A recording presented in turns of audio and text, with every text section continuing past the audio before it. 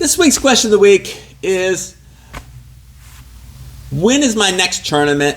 And as an older grappler, being I'm 56 years old, how is my training different for my tournament preparations than, say, for a younger grappler who's like, say, 20 or 30 years old? So that'll be this week's question of the week that I'm going to tackle. I'm al-Aziz, the owner, head instructor of Semper Fortis Jiu Jitsu here in San Antonio, Texas, and tackling this week's question of the week. So a couple friends of mine, I haven't been able to compete the last year or so just due to various injuries and ailments. A good friend of mine, Chico Santiago, he's like, Saad, let's do the Pan Ams together, for one last hurrah, because he's also 56, and when we was blue belts, we used to drive all over the country as blue belts and purple belts, brown belts, black belts, just competing in tournaments. We've been doing it for years. And we just went all over training. And now that we're older, of course that pace is slowed down. We're not entering every tournament anymore. But in general, we try to do the Master Worlds every year and the Pan American Championships every year. And I love competing. I enjoy it. Am I the best at it? Absolutely not. But I love to compete. And so some of the things that I'm doing for this tournament that's different than my previous tournaments is because for those of you that are interested, I'll be in the black belt medium heavy master 6. So one of the things that I'm doing that's different is usually I compete at middleweight, and but like I walk around at around 190 pounds, and medium heavy is up to 195 with your gi on. Where middleweight, I think it was like 181 with your gi on. So traditionally I've cut down basically, 13, 14 pounds from my walk around weight to compete middleweight. And one of the things I found is that I had a trend of winning my first 2 matches and then losing my third.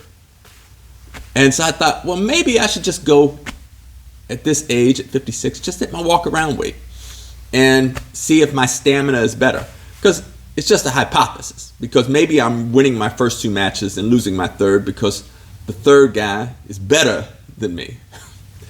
And that could be it too.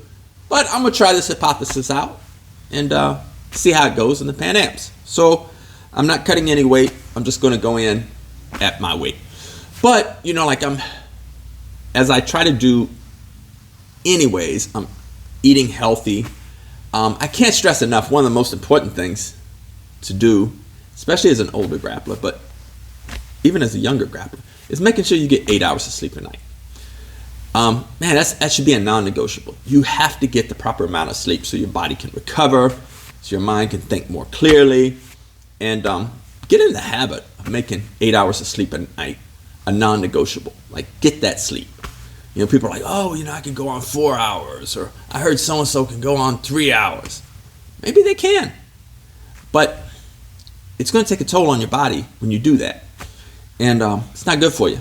When I was young, my body was running on caffeine and hate. It's like, that's all I need. Like, now I'm 56, I need good nutrition and 8 hours of sleep at night.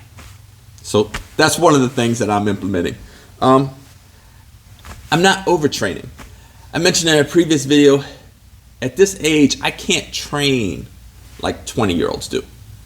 Like, I mentioned some of my friends who are adult black belt champions, and they train and roll hard 2 to 3 times every day, in addition to like weightlifting. Holy Lord, like I can't do that. My body cannot do that, and at this age, like I don't even roll every day. I take a lot of times my rolls are every other day, and I'm very selective with my training partners. I try to avoid the spazzy white belts, because the problem with spazzy white belts is not that they have bad intentions, but one, when you're a jiu-jitsu instructor, you're trying to guide them along and prevent them from injuring themselves, which sometimes leaves you vulnerable because they explode in such unexpected ways with a lot of energy and strength. And usually when I take some kind of minor injury, it's usually with just a spazzy white belt or a new blue belt. It's just, given that they're all, as I'm trying to coach and roll with them and not injure them because they don't know what positions they're in truly, sometimes their spazziness can just inadvertently injure me.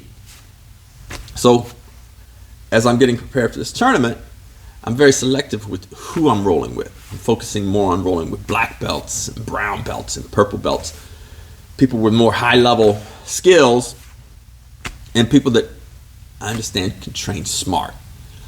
I'm not overtraining, trying to train smart, not getting injured, and that's one of my big focuses in preparation for the Pan Americans is don't get injured.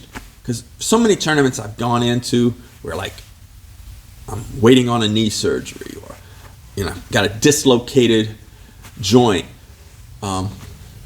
back acting up, some back spasms where I can barely walk and I'm trying to loosen the back up to get out there. And so like what I've tried to focus on this time, instead of overtraining, I'm trying to focus on training smart and not getting injured. So I'm limiting my rolls, limiting who I'm rolling with, and we're going to see how it turns out. The challenge of entering a tournament like the Pan American Championships is everybody I go against, they're really good at jiu-jitsu too, and they're really prepared too. Like they don't say, oh, here's your tune-up match, you get a white belt or a blue belt over here. It's like, no, my first match is against another black belt who is going to be older like me, but very skilled.